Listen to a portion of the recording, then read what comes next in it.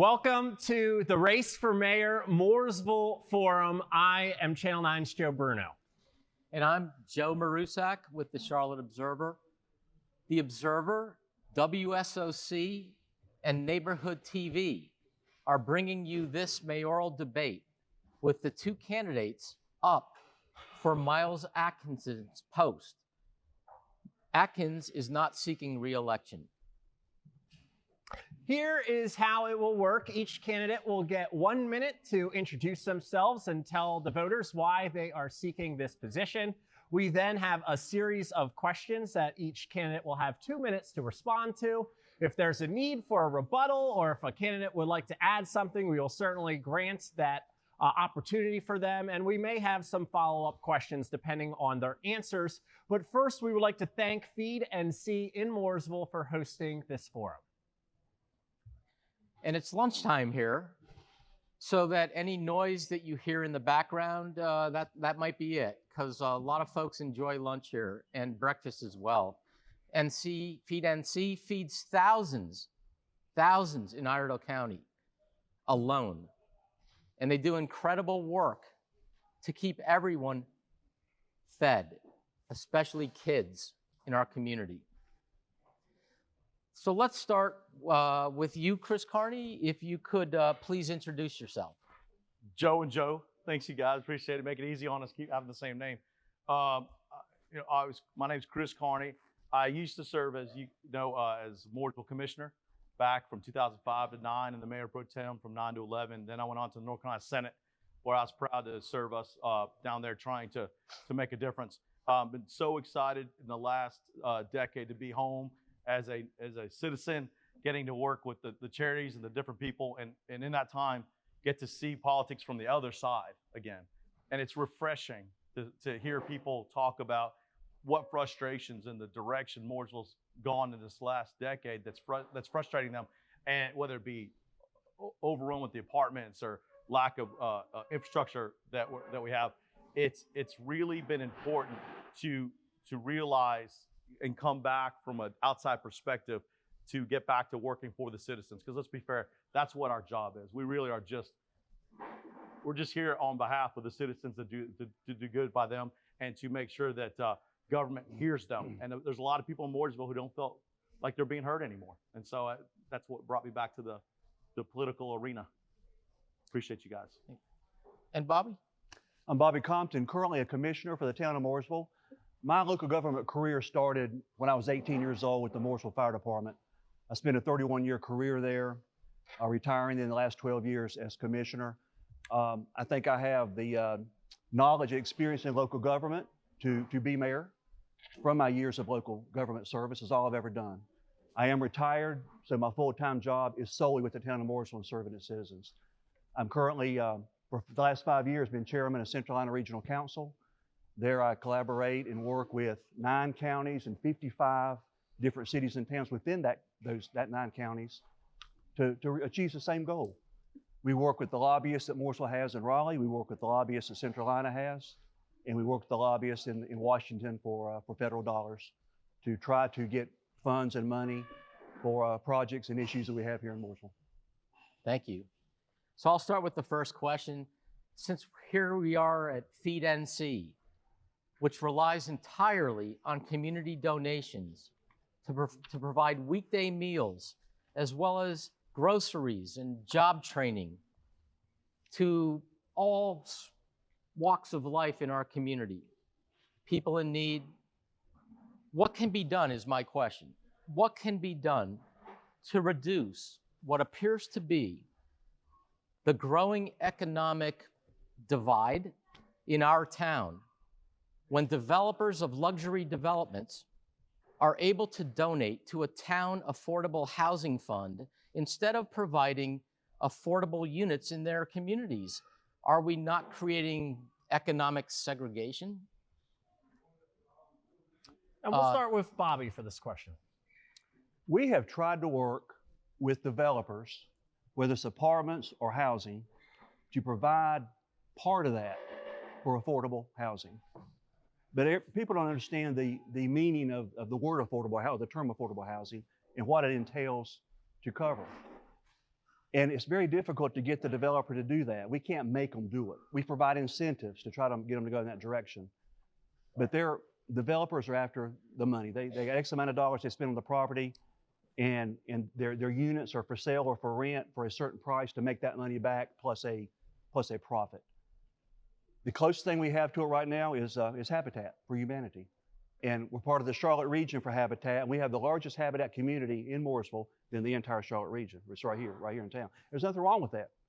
We volunteer, we give to that, we help them. We have provided property for them. But getting back to the apartments and developments, it's very hard. We cannot force them to create affordable housing.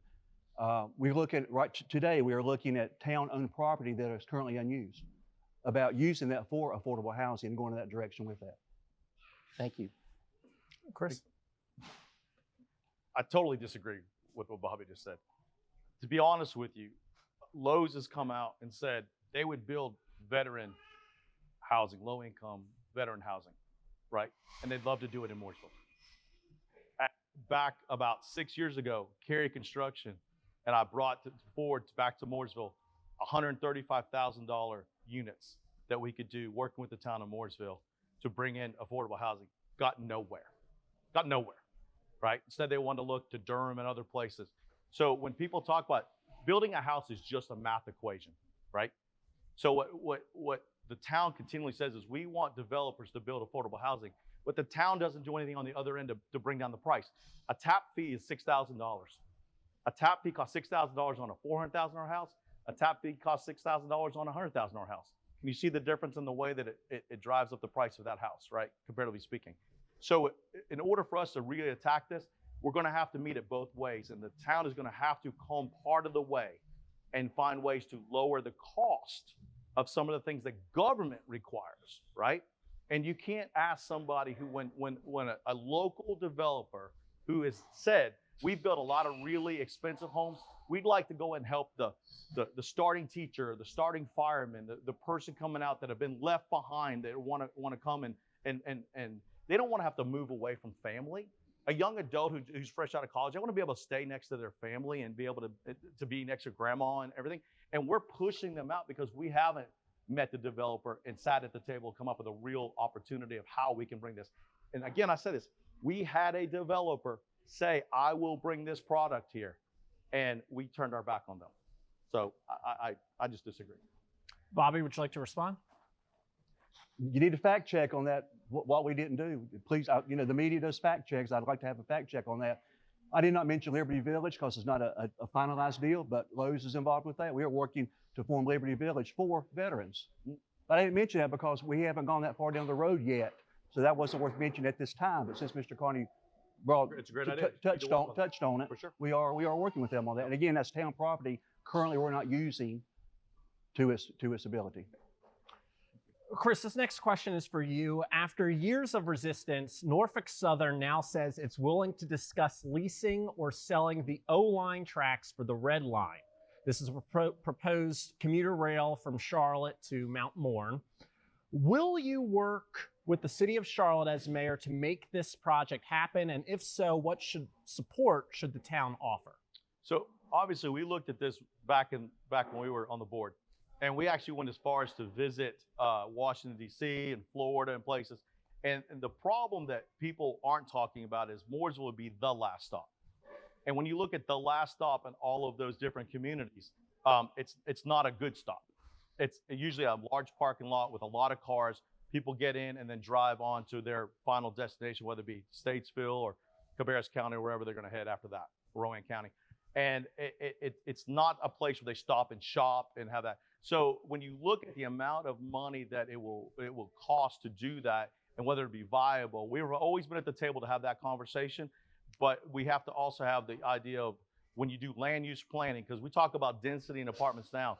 On the rail, that's all that makes the rail work is density. And I was at that meeting probably in the last few weeks where the mayors from the Lake Norman area, we all sat down and talked about it, Woody Washam and some of the others. And that's one of the things we also realized. Just the study alone they're going to do now is about $5 million. And there's some alternative options that we could do currently that would start moving people in and out of Charlotte for $5 million. So the question is, are we going to put 20 years of thinking about this, or can we do some projects right now that really can get people commuting back and forth? And to be fair, that last one got away from everybody because Norfolk Southern at the time was never going to give the rail up. That should have been the first question asked, as we all remember now. So essentially, we need to go back and not only talk about, is it healthy to get people to be able to commute into Charlotte, but will it be healthy land use for the people of Mooresville to have something like that? And that may bring up some more questions that people really need to think about. Bobby, do you think the red line is worth pursuing still? I've been a proponent of that from the get-go. It was 20 years ago that Mayor Pat McCrory and our mayor at that time, Al Jones, rode a light rail from Charlotte to Mooresville and stopped at our depot, our art depot at Center in Maine, and got off, and there was a crowd down there touting what could happen.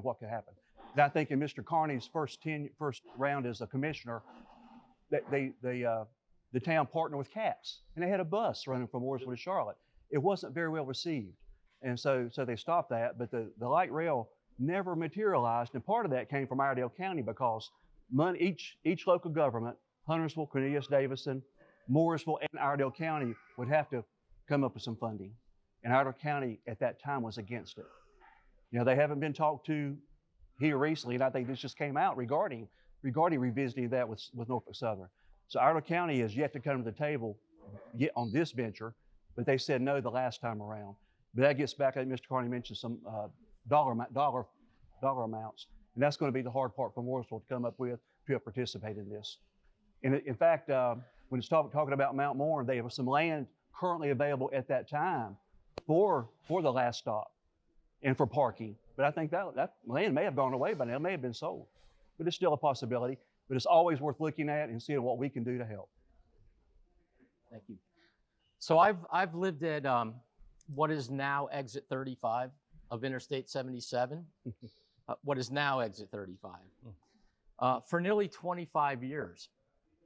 I drove the other day at 1:30 p.m., okay, let me repeat, at 1:30 p.m. on a weekday to go get a lunch burrito at my favorite food truck, my favorite Mexican food truck. I took Williamson Road from Brawley School Road. It took 9 light cycles to get to NC 150 to then turn and go 350 feet to get my favorite burrito. And it was good, by the way, but it took an hour round trip. An hour round trip. So what do you tell residents? What have you told them about what you're doing or plan to do, to continue to do to solve these? I mean, these are crazy backups. What do we do about it, and how? How are they not adversely affecting our quality of life? Chris? Yep. Love to. As you know, we just had Eric Boyette from the Department of Transportation just retire. So I did have Eric come and visit when he first got the job, and we talked about how we were going to make some changes in Mooresville and see what we could do. The first thing is, and I appreciate when Bobby talks about working in the Charlotte region, but realistic transportation starts in Raleigh, right? That doesn't get us out of the responsibility that we have in Mooresville. And everybody loves to point fingers in Raleigh, but Raleigh doesn't approve dense development. Raleigh doesn't approve apartments. Raleigh doesn't do all those things. So what happens is as towns move forward with their land use planning, that stresses roads. And then of course, then you hear people say, oh, it's gotten to be, I can't get from here to there, right? And we all know what stops that: lights and curb cuts, right? That's just a fact. And DOT, for example, when they're doing the 150 widening, they started those buildings they bought. We were on a conversation, Rob Ryan, used to be Senator Rob Ryan. He and I were on the conversation with DOT, and we're like, it currently looks like a third world country because we have all these buildings that have been left. And when they pushed off 150, they never did the calculation that these buildings are just going to sit there unused. Well, what did they come back and do? They started knocking them down now, right? And that's what you got to. You have to be a voice to the people who are decision makers and get down. You're never going to make a difference with roads until you go down in Raleigh and make your case to the people who actually approve them and fund them. Bobby? 18,000 people come into this town every day that are not Mooresville residents. We are a destination. People come here to work and to shop for the most part. And then Highway 150, other than an interstate, is the busiest east-west connector in the state of North Carolina. So those cars line up on 150 and congestion 150 are not Mooresville residents. They're just either passing through or they're going to get something to eat or shop or something. I was talking to a local business just this week, and he has 70 to 80 customers per day coming to his business, and they're all from out of town. And I said, why don't you sell things, do you ship things out online? He says, no, people want to come to my shop, my business. So that's bringing people into town. Then they say, where's a good place to eat? Then they go eat. But Joe, regarding exit 35, we are trying to work to get the rest of Raleigh School Road widened from the Catholic Church on up to Highway 21, which would help us, would alleviate that. Then you go on up to Williamson Road, obviously, and it's a cluster. That road is scheduled to be widened. It's on the state's plans to be widened, but the state, and again, I'm not blaming Raleigh, because as Mr. Carney said, you can't point your finger every time at Raleigh, but they keep pushing our projects back, such as 150. But then, as we speak also with our budget, Mooresville is putting aside funds every year, starting this year, for a traffic management system where the town will operate the traffic lights. We will have time, we'll have authority of timing over the traffic signals in the Mooresville area. So we know the peak times. We all go out there at different times and we're stuck in traffic. The state's doing that timing. The state doesn't know. They're not here. We're here. We're the one driving those streets, and we know when those streets need, when the lights need to be timed, when they need to turn green, red, et cetera.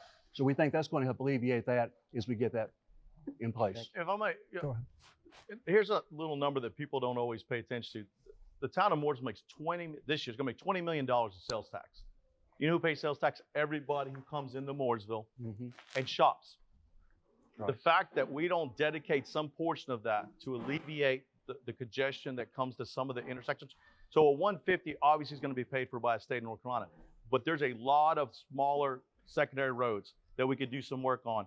And if we told the taxpayers, hey, we're going to take some of this money that the outside groups are putting in by shopping here and help with that, I think it will show the public we have listened to your biggest concern. Back, remember when I served the first time, the biggest concern we had was what, Joe, you know this, parks. We had no parks. And in the 6 years, we built tens of fields, whether it be softball and this and that, Cornelius Park and all that. It's the same thing now. The new thing is congestion in roads. If we don't hear the public and start finding a dedicated funding source within our own budget, and sales tax is the place to go to, because as it grows with others coming in and spending money, it's a great place to go and take that money and spend it on making the taxpayers of Mooresville's life better as well. So that's a good place to go get money. Sales tax is fluid. It's an estimate. When it's put in our budget, along with the general fund, it's an estimate of what we might get. It goes up and down depending on the economy. We can't designate certain sales tax funds just for that. We can't do it. But what we have done, what the town has done from taxpayer money, is do DOT projects on our own, hoping for a refund. Faith Road 115, 150 and 115, 801 and 150. The town did that. And we're talking about some other traffic issues to alleviate traffic and help move traffic along smoother. And we're doing that on our own, but it's DOT projects, but the town's doing them. I was like, oh, the word can't. Nobody says you can't. You could say, I'm going to take 20% of sales tax every year. And when it's fluid, when it goes down, guess what? 20% is less, right? When it goes up, 20% is more. You can't give a percentage that you want to use to do that, because every year the town of Mooresville, how many millions did y'all put away at the end of the year last year? How much extra? A lot. Every year, there's a lot of money that goes back in the coffers that's unspent. And a lot of that comes from sales tax, because the surprise gift every year is, oh, we had more sales tax than we thought. Every year it goes up. So that's money that could absolutely go, because property taxes, we know, went up already. And so we obviously have been able to make more money off property tax and sales tax. The word can't, I disagree with that. We can. Now, I want to stay along the same lines of development here. Bobby, a town committee concluded that enacting a town-wide moratorium on residential development cannot legally be put in place at this time due to state law. Do you accept the committee's findings? And if so, what steps should be taken to manage growth? We have no choice but to accept the committee's findings because of state law. We do not meet the 5 criteria to do a moratorium. We do not. So, and this is something I've always said that I talked to our utility director about. The only thing that can stop it legally, where we don't get sued, and we get sued every day about something, is if our wastewater treatment plant and our water treatment plant are at capacity or fail. That's today, right now, that's the only thing that will stop any development because we don't meet the criteria from North Carolina general statutes. Chris? Well, to be fair, when you talk about wastewater, you know, this Concord and Cabarrus County struggling with utilities. So Union County's had that same fight. So I'm glad that we were in office, we were able to build capacity so that we don't have that. I think that would be a horrendous way for Mooresville to have gone forward. Really where it starts is in the planning documents. So when you talk about, they are getting sued. Don't ask me why. In all those years I served, I think we got sued 3 times and it was never over saying no. It was over doing sewer lines through property, stuff like that. So at the end of the day, when you have a planning document that tells a developer, hey, we're going to let you do this at this corner, well, when they come back and they bring you a project for that and you say no, that's when they sue you. But if it didn't say that you could do it there in the first place, they wouldn't have any grounds to sue you from. Does that make sense? So essentially, currently, we got to go back to the way that we have done our land use. And people expect density in places. Like obviously Target area, we all know that that's a dense area, right? Where your burrito is. We all know that where Costco is becoming a denser area. Well, when the Costco came in, they did $3.5 million worth of construction around their road systems. And as you know, that interchange works wonderfully, right? With all that extra, right?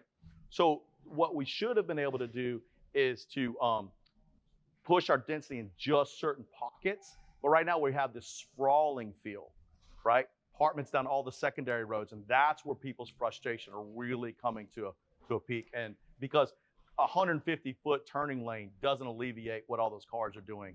And that's really made it difficult and hard on people.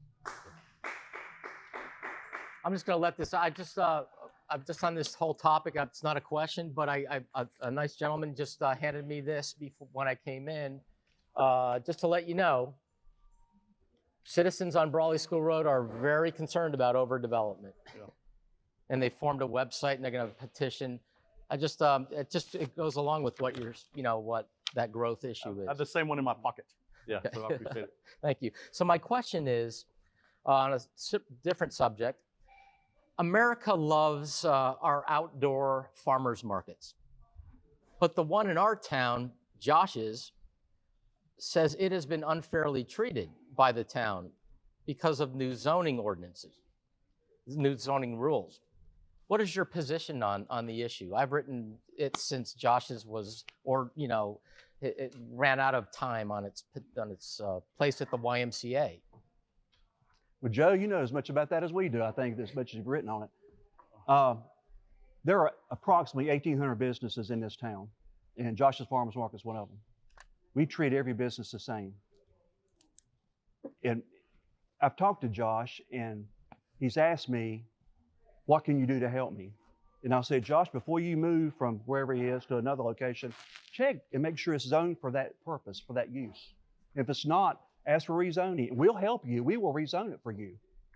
And there's been other parcels of property offered to him, and he chose not to do it for a business reason. That's fine. But we look at any business with an issue, any business. It don't have to be Josh's Farmers Market, any business with an issue, complaint. I don't care if it's land use or traffic or relocating or rezoning. It doesn't matter. They come to us, they ask us, and we try to work with them and make it work for everybody. And Josh he's no different. Why he thinks he's being mistreated, I don't know, because that's not intentional. It's not intentional. Currently, the zoning ordinance states something, and it may be something that is against his business, but it wasn't written just for Josh. It was written for everyone that falls under that umbrella of what Josh is. So if we make a rezoning or change it just for Josh's Farmers Market, that affects many, many other businesses, and we have to be careful how we do that. But if Josh wants help doing something, all he's got to do is come to us or pick up the phone or email us and ask. That's all he has to do, and we will work with him. I can promise you that. I've tried as commissioner, and as mayor, I'll do the same thing. All he has to do is ask. Thank you. Chris? I think you should just ask Josh if all of that's true. I don't think Josh agrees, and I've known Josh for 25, 30 years, right? It's where I get my Christmas trees, and I'm sure it's where my signs are. Josh has been an advocate of mine, and I appreciate that. The bigger issue that Josh wants to, first of all, code enforcement There is a difference between a person showing up to inspect and a person driving by your place every week looking for something you've done wrong. The last time he got in trouble, it was because he freshened up the gravel on his lot, put some mums, and had a wooden swing. And I think the Scoop has done a great job of giving the more Scoop of putting that information out. And so have you, Joey. And we literally were upset with him because he put a mums display out, right? I don't even understand where we've gotten with that type of and I don't think anybody, especially in America, feels good when government puts its thumb on the scale. And when they have a problem with you and they now make you a target, I think that is offensive to all of us. And I don't care about political party. We all don't like that. And I think that what's happened with Josh is he doesn't feel like there's any way out for him anymore because now personalities are involved, right? And we've heard lots of comments by electeds that have said derogatory things about him, right? And I think that's the unfortunate part. Now egos are not letting common sense get to the table. And let's be fair, when we talk about zoning, that's just something a planner sat in a room and said, I think this is a good idea. It's not the gospel. It is not the Old Testament. It is always easy to change. All you have to go in and say is, does this fit Mooresville? Because let me tell you, when the planning directors do, they get in these big conferences and they come back and say, I got this great idea. I was hanging out with the guys in Durham. I was hanging out with the guys in Charlotte. And this is what they're doing. And I think Mooresville should do that. Mooresville is Mooresville. And something that is as popular as that business, honestly, should not be fighting to stay in business. And now that he keeps having to move, as you know, each site has been harder and harder on traffic. That Lions Club is a tough corner, right?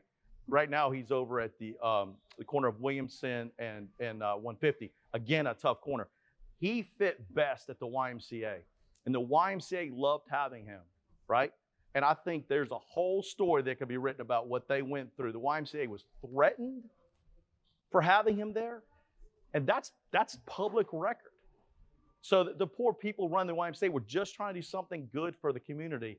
And the moms and the dads love going there and shopping and letting the kids play at Hope Park. Hope Park that our Rotary Club built, right, along with the town. These are the things that work great together. And that's why I say, go ask Josh if he felt as if he got a fair shake. Bobby, would you like to respond? The deal with gravel, that was a state issue. It wasn't the town. Another commissioner and I were out there talking about gravel. We got that satisfied. We were there together. We were. Okay. That was a pervious versus impervious thing. That was a state issue that the town had to address. And that was it. Again, I can't help the way the code's written. The commissioners do not write the code. We do not do that. We approve it after it's written. That's all the commissioners do. And as mayor, we have no authority over the codes, none whatsoever. Mayors do not make policy. We don't vote except to break a tie. So you're asking that question to mayor candidates. It's really an unfair question. I mean, because we both know Josh and we know how this should end. But that's actually up to the Board of Commissioners to decide, working with as Mr. Carney said, the planning department to get the zoning, the ordinance worded correctly to make it palatable for all businesses. And that's my deal. This is Mooresville. 1,800 businesses are in this town. I want to work with every one of them, not just one, not just Josh. Let's include Josh under the umbrella of all 1,800 businesses and make it work for everybody. But again, Josh currently has a permit that goes through the end of the year. That gets him to his Christmas tree sales. That's big for him. The town did that for him because we know that's his business. This time of the year, pumpkins and Christmas and coming up Christmas trees, etc. We're working with him on that. And now he needs to come to us before the end of December and say, I would like to go here. How can we make that work? That's all it takes. And we will bend over backwards. We will work hard because he's a local business. And I push local business. I push small business and local business. I encourage entrepreneurship for anybody wanting to come to this town and do something. And Josh has been a local guy for a long, long time. Good baseball player, good family, comes from good people. We will work with him. He's got to come to us and ask or let us know or tell us, this is my plans. Can you work with me on this? We'll say we will. We will certainly try. We'll try to make it work for you. Let's be fair. The mayor does set somewhat of the culture, right? And the mayor does go out and say, work with it. Commissioner Thurman Houston sitting right here, great friend. He will tell you, have we not already talked about this is how we're going to move forward with fixing Josh's? We've already had that conversation. Both at-large candidates, we've had that conversation. Hey, this is what a plan could be to move forward. As mayor, you bring people to the table to get those solutions. So the mayor is absolutely involved in this. Yeah, we break ties, But if you think as mayor, your job isn't to bring people to a table to help come out with solutions, then we just have a different sense of opinion of what a mayor does. But every one of the commissioners will tell you, Commissioner Dingler was on that site with us that day. He'll tell you back when his family had they were working at that same location, the gravel was there back then, and that's been 35 years ago or whatever. So it is a perception of whether or not Josh is broken rules. Because Commissioner Dingler will tell you, he's been supportive of fixing it the whole time, and he's been standing up for him, sometimes, working with his other commissioner, but he's really gone out of his way to try to be a proponent. And I thank Eddie for being such a great commissioner. And now, prior to the start of the debate, I had the chance to speak with Reverend Johnson of the NAACP, and he submitted a question he would like me to ask the mayoral candidates. So I will read this to you verbatim. Demonstrating leadership and stability attracts businesses and growth. Our image matters. That's why we update the town logo. Our town is growing and has some limitations that are easily rectified. Brands or names given based on the association they want people to have with the area. This holds true in community planning. As Mooresville tries to attract businesses to expand here, folks are met with roads and neighborhoods with names using outdated offensive words like plantation. Do you feel it is time to adopt naming conventions that prevent future problems and can meet 911 response standards for streets? And we'll start with Bobby for this question. I knew the Morrison family, and that wasn't a plantation, but I understand what Mr. Johnson's stating. That goes back. That's been there a long time. That name's been there a long time. That property has changed years ago, and that gets into something I'm worried about because public safety is my background. Is 911. I mean, if any road or street name you change, it's going to affect 911. We had 2 fatalities in Mooresville at the same time due to that issue. That's why we got into name changing. So if we change Morrison Plantation Parkway, I assume that's what we're talking about, to something else, then that could disrupt the 911 response. But the name itself, that's just going to take. The county does the name change. Let me put it that way. And I'm not, as a town official, I'm not throwing that off on the county. I'm just saying that's where it comes. That's where it starts. Counties name the roads and streets. The town does not. If the town wants to go to the county and say this has become a problem, or we have an issue with this, then I'm open to do that. But it's going to take the county and the town working together, along with every business on that thoroughfare, to make it work to get a change made. Chris? So obviously before the name ever get it, Curtis, thanks for bringing that question. That's a great question. Before we even got there, the town does have the ability to work with the development community to go ahead. A perfect example is if you go down on Langtree, used to be Langtree Plantation. Chris Makayla bought it. Now it's changed it to the venues at Langtree. He will tell you the amount of African-American people who come to him now to do business is skyrocketed because of simply a name change. They didn't want to do business with somebody who called something the plantation. Who would, right? So it's in the best interest of the business community to also want to make these changes because Mooresville, we have people from all walks of life, and we want everybody to feel welcome here. We just do. And whether it's be a minority-owned business that we want to attract more of, right? To whether having even something as simple as a name that makes somebody feel not welcome. Thurman Houston has told me, and I tell this all the time, I've never walked in the shoes of Thurman. So when he tells me that he couldn't walk in the War Memorial as a kid because blacks weren't allowed in the War Memorial. So when I see the War Memorial, I see a recreation building. He sees a building that did not allow him to get in the swimming pool. How in the world do I not take that and have empathy for that? And how do we not go back and realize we need to do something to change that, right? Because that building stands something totally different to him than it does one of us that walks in there that's moved here in the last 25, 30, 40 years. I'm going to go real quick. I can't help it. But back to the growth and the challenges. I write story after story after story about people complaining about all those new mega apartment complexes everywhere on 150, it seems. And we're like, oh my, it's already when you head from, let's say, the Catawba Queen area. toward town, you're sitting in traffic and traffic and traffic. And then you see all these new mega apartment complexes that aren't even completed yet. And you go, what are we doing? Are we not already years past the point of no return on this? Who would you like? And Bobby, would you like to start? No, we're not past the point of no return. That's in a couple of those projects where we denied and they went to a judge and the judge allowed it to happen. That gets back to lawsuits we have when we turn down a development and then we get sued and it's allowed. But you got to think back too at the this where we live today and how things are working today. You got young couples coming in, they can't afford a down payment. There was a house on South Church Street that sold recently. The down payment had to be $60,000, and a young couple cannot afford that. I can't afford that. I'm retired. And I can't do that if I wanted to buy that house. So that's why you see a lot of apartments. Taxes, maintenance, insurance. A lot of people, young or old, cannot afford that, but they can pay the, I'm just going to use this figure, $2,000 a month rent, whatever it may be. They can afford that because they don't have to pay the insurance on it. They don't keep up HVAC, and it's just property taxes and a lot of the things associated with having a household. People can't afford that. They'd rather live in an apartment for low maintenance, and overall, at the end of the month, it's costing them less. And another thing, something I've said before, and I think hard on it before I say it, we can't tell people they can't sell their property. We've been sued for that also. We turn something down. People have a right to sell their property. Obviously, the developer buys it and has this great plan to put something there.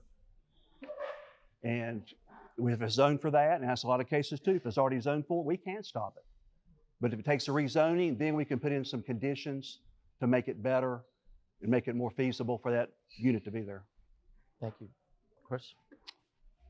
We use Mooresville Plantation as a great example of a development that, do you ever hear anybody complain about the traffic impact of the apartments of Mooresville Plantation? No, you don't. Why is that? You have retail, you have attached housing, you have townhomes, you have apartments, and then you have single family homes. But every road that's around that is a 4-lane road. Think about that. So when that was built, infrastructure was brought with it. Why? Because it had mixed uses. Mixed uses are the key to anything in order to make sure, because now you have more money to spend on roads, fixing up the roads around it.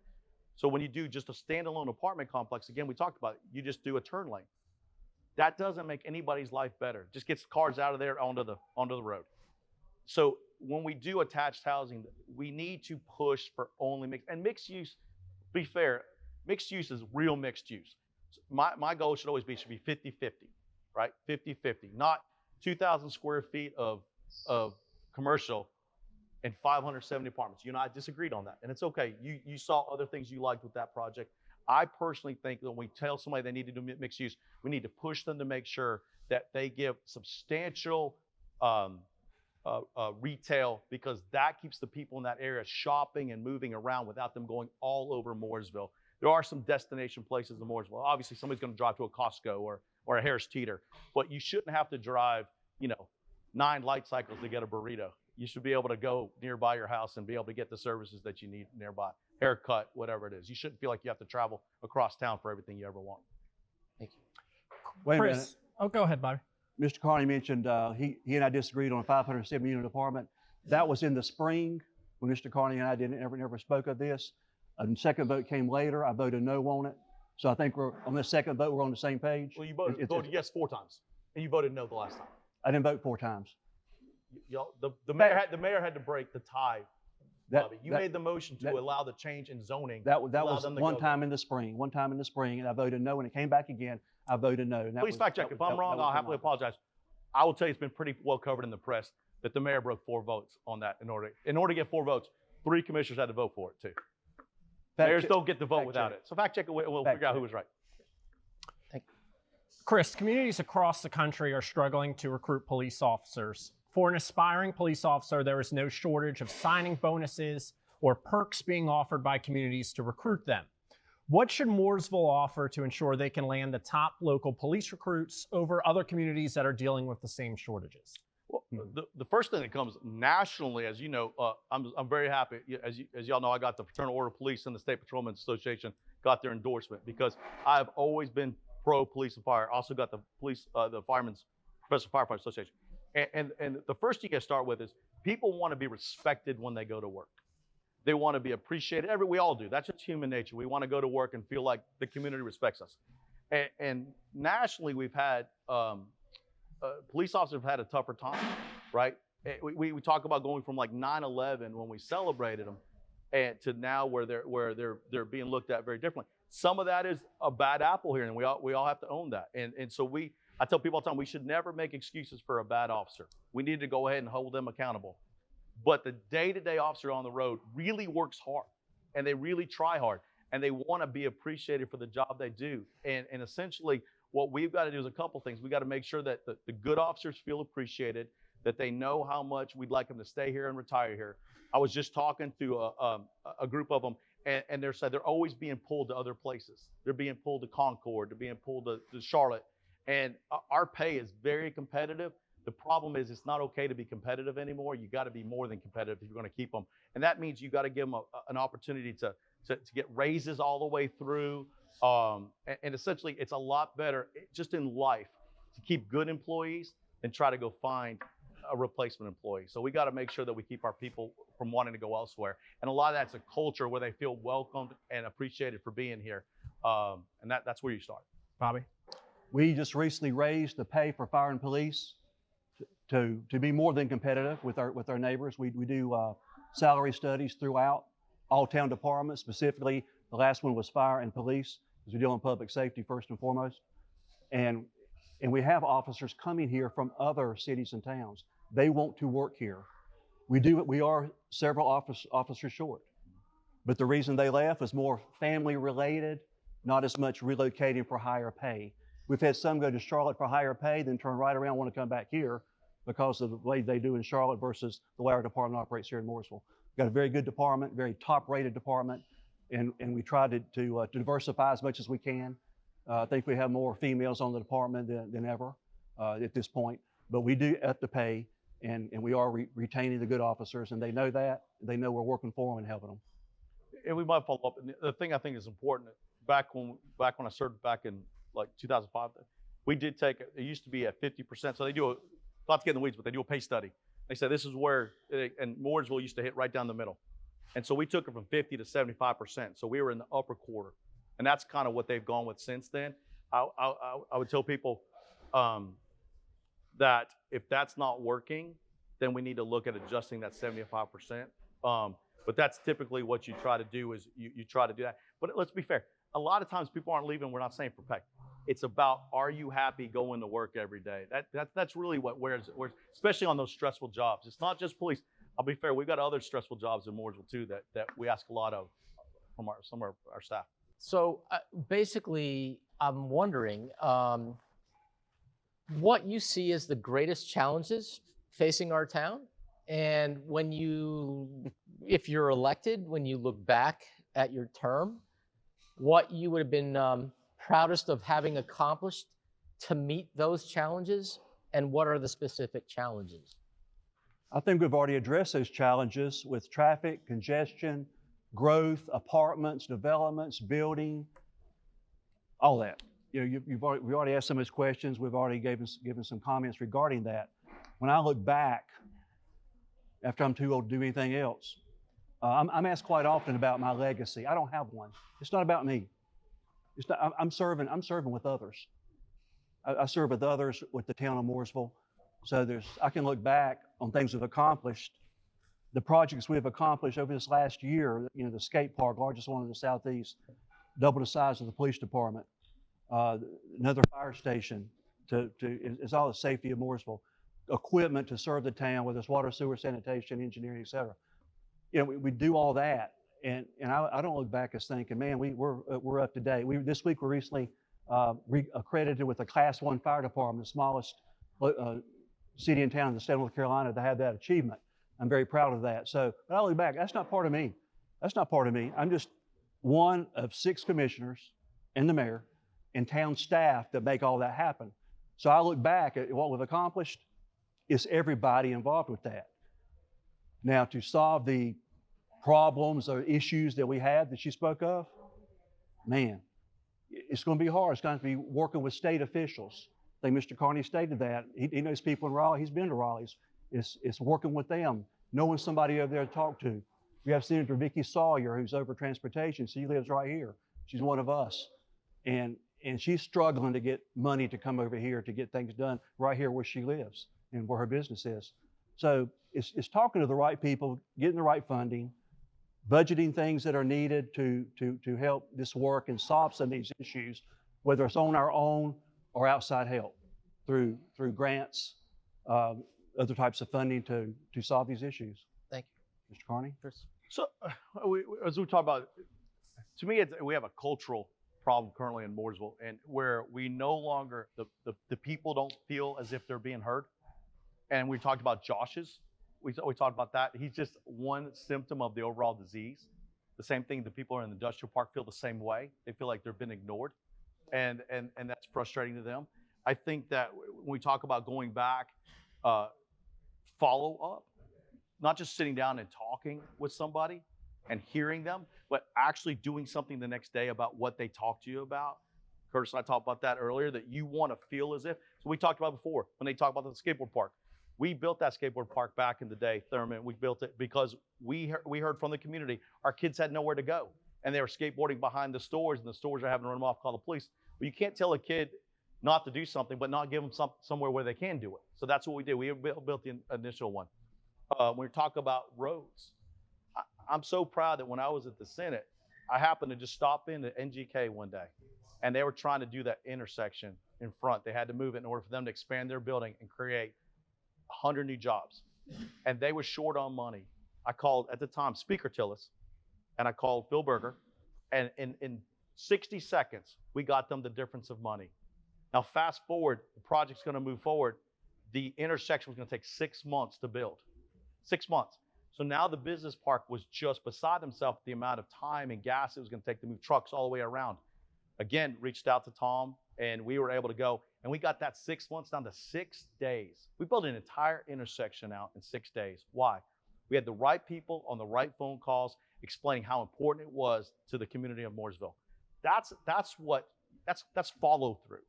That's follow through. Somebody wants to know that when you're done having a conversation with them, that you're actually going to do something the next day that fixes their problem. And it doesn't matter whether it's a veteran who just doesn't, people get caught up in lines of government. You hear talk about time, well, the county or the state. Bob Bowman, a great man here in town, a veteran. He was having trouble with the VA. We weren't even in office anymore. We're just sitting there, and he just called because he was just lost. We were able to connect him in with Congressman McHenry's office, and they were able to fix it in just a matter of a week. He's been spending a year working on getting the runaround. Sometimes you're just there as a resource even to your people. And that's what I'm proud about. All those years of serving, and then even after, people have always known if you pick up the phone and call, I'm not going to tell you to call somebody else. I'm going to pick up the phone and call somebody for you and get you connected to try to fix your problem. And I think that's what you're looking for out of the mayor. Bobby, in addition to a new mayor, Mooresville residents will have a new city manager, clerk, and planning director. Should residents be concerned about all this turnover? No. The lifespan of a town manager in the state of North Carolina is 3 to 5 years. So that's nothing unusual there. We knew the clerk wasn't going to stay. She had told me some time back she wasn't going to make a career for the town of Mooresville. She was going to go do something. She's going back to part-time, recovering from some injuries. So she's got a job that she's happy with, less stress. And the planning director, we got a good assistant planning director that's interim at this time. And there'll be I'm sure some interviews with the manager to solve that problem. But no, it's business as usual. There's nothing to be alarmed about. We're going to just conduct things as have been, but be very careful because we do not have these key people in place. But yet be very careful how we do proceed. Chris? To be fair, the town manager is probably going to be one of the biggest things the next mayor and board of commissioners are going to work on. That person is going to set, again, we talk about the culture and the attitude at town hall, right? And I am such a huge believer in customer service attitude. You go hire a person with a customer service attitude, and that'll infiltrate through all the departments that they oversee, right? I say it all the time, the smartest person who doesn't really care about customer service, you know it when you meet them, right? So essentially, probably the biggest difference, so often towns, when they go out and look for managers, they go to a firm and they have them look all over the country. And a lot of times, what do you get? Somebody who's been fired, somebody who's young, trying to work their way up.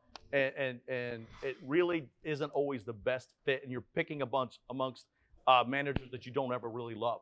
So when we were doing it, y'all might remember, and I know you remember, and I certainly remember Miss Gatton out there when she was with the Tribune. We went right after the manager, Carey. And as you might remember, I met him at a conference, talked him into applying for a job. He came in and he was one of our finalists. The only reason why we didn't get him is because somebody in one of the newspapers reported that, it wasn't Jamie, somebody reported that he was at town hall interviewing, and Carey found out and put him in a really bad spot. Think about the difference of Mooresville, North Carolina, if we got that kind of talent back in the 2008s, right? Think about that difference. So my promise to you is the exact same thing. Working with the board and us going out and looking at the 3 or 4 best managers in North Carolina and going and get an first round talent person, because it's really that important, and we need to do it right. Mr. Carney did that as a commissioner, and kudos. That's the commissioner's job. The mayor's job is not to go out and find the manager. The mayor can be on interviews, but he does not make the decision. The town board does. My turn. So I went to vote the other day. Actually, I voted in 2 different elections here. I didn't even know that there was a primary, and it was tough to keep track because you think of every elections in November, right? Well, no, there was a primary a few weeks ago, and then now this one.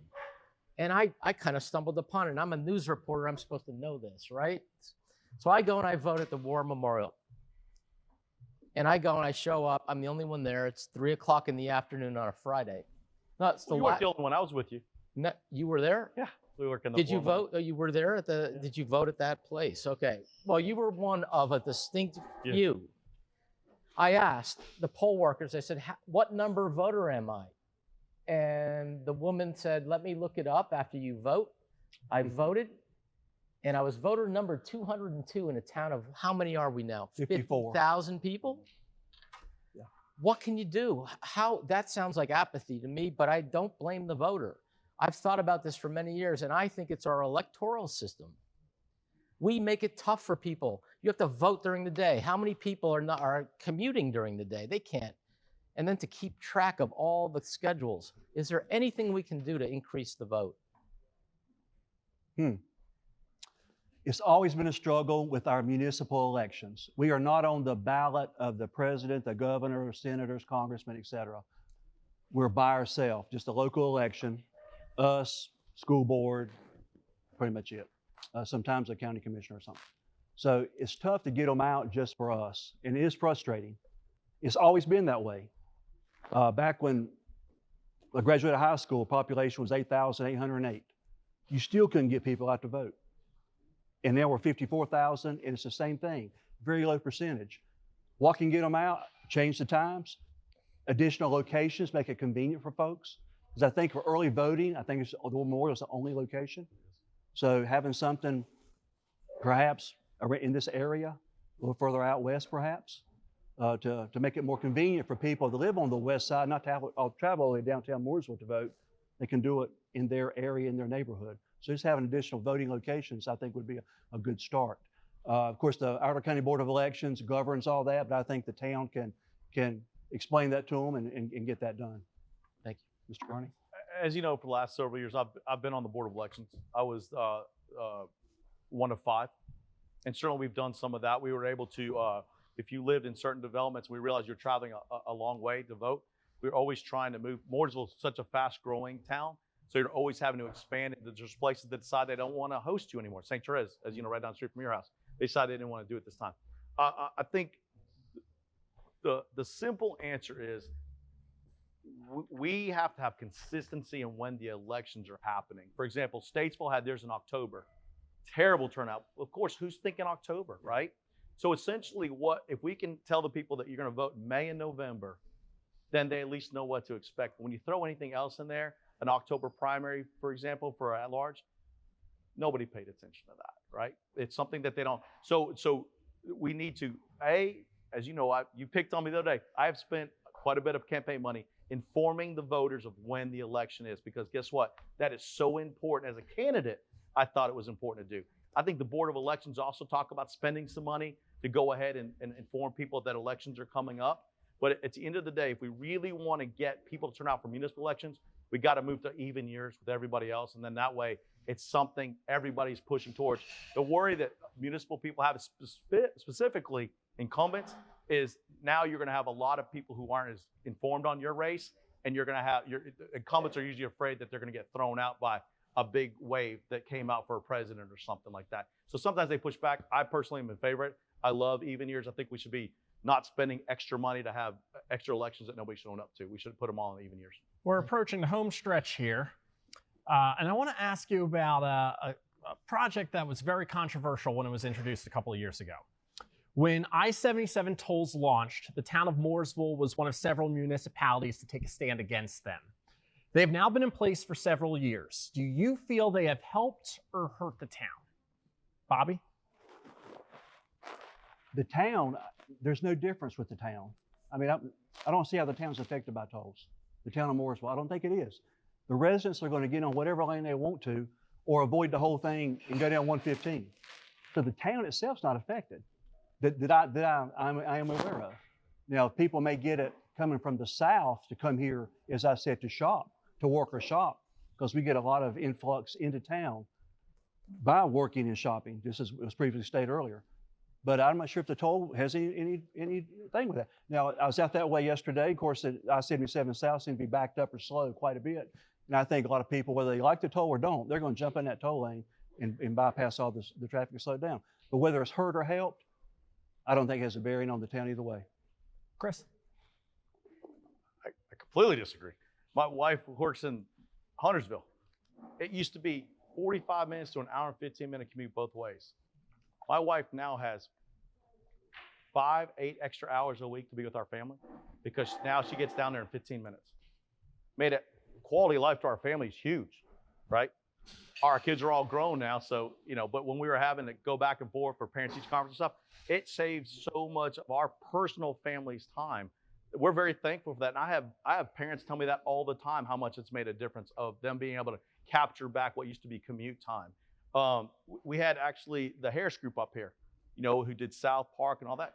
And they told us before the hot lanes came in, there's no way they would come and build anything up here because they couldn't get people to and out of Mooresville. How do you get a corporation to put a building up and tell them that they could be an hour and 15 minutes from the airport? It just doesn't work. So essentially, it's allowed us to go and be more attractive to corporations, because now they can get in and out of Charlotte, right? In and out of the airport quicker.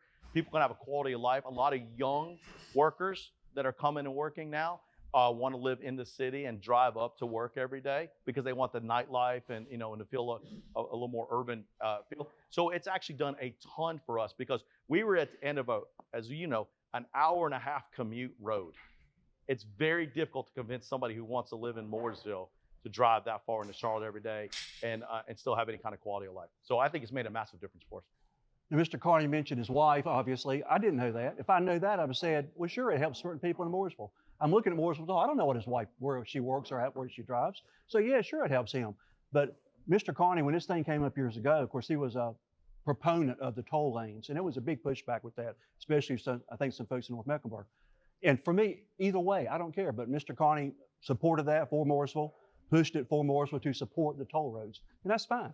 If somebody want to pay the extra money for that, that's okay. If they don't, that's okay too. That's up to the individual, whether they want to get on it or they do not.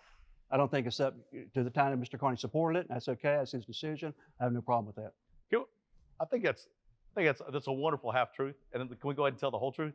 Because as you know, it was supported in the North Carolina General Assembly starting in the late 2008s, 9s, 10s.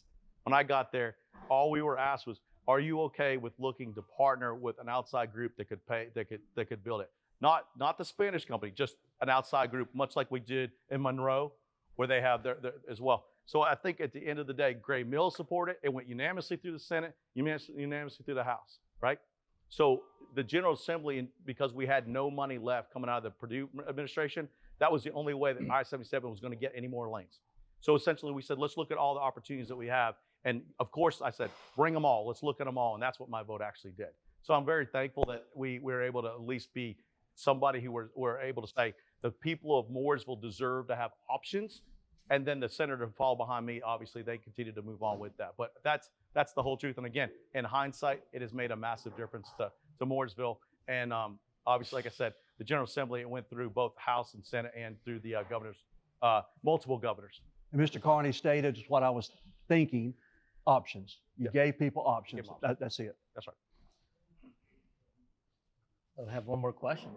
Well, this has been a wonderful debate. Before we go completely, we'll give you guys the opportunity for a 1-minute closing statement that you can address the voters of Mooresville. Thank you. I'm not a politician. I don't tell people what they want to hear. I tell people what I know, whether it's fact-based or the truth for the town of Mooresville. In my 43 years in local government for the town of Mooresville, starting at the age of 18 to my current age, it's all I know, it's all I've ever done. It's the only job I've ever had was the town of Mooresville. And Mr. Bruzak asked about looking back after my career and what do I think of it? It's just serving this town. I was born here, I was raised here. As a firefighter, I help protect the people in Mooresville. As a commissioner, I try to help take care of the people in Mooresville. And as mayor, I'll do the same thing. I'll be here for you as mayor of Mooresville to try to protect you and give you what you need. Thank you. I'm also not a politician because I've served half as much time in elected life as Bobby has. When I look at what we need right now is we need to get back on the right road, back on the right track. And I think being able to have been elected and be out of it for the last 10 years gives me a great opportunity to look at it with my eyes wide open. And sometimes the best way to fix something is to be honest enough of what your faults are. And it's time we have that really good, hard look at what we can change to be better, because there's always room to be better. I think it's important that we remember Mooresville is a $150 million business. That's a big deal. And the person you ask to be mayor has to work with the town staff and the commissioners to be able to put together the best way to spend that money so the taxpayers feel like they got a great return on their investment. Because let's be fair, that's what they're asking. They know they pay taxes. They want to feel like you thought of them every time you spent a tax dollar and you tried to make their life better. I'm excited. I enjoyed it when I served the people before, and my family and I are really excited to serve the people again. Well, the election is in less than 2 weeks. More people are sitting in traffic on 150 right now than have cast a ballot, and hopefully that changes soon as in-person voting is underway. There are 2 well-qualified candidates here in Mooresville with Bobby Compton and Chris Carney. They're well-versed on the issues and will be prepared to be mayor on day 1. And we thank them both for joining us here at FeedNC, and we thank FeedNC for hosting this debate today.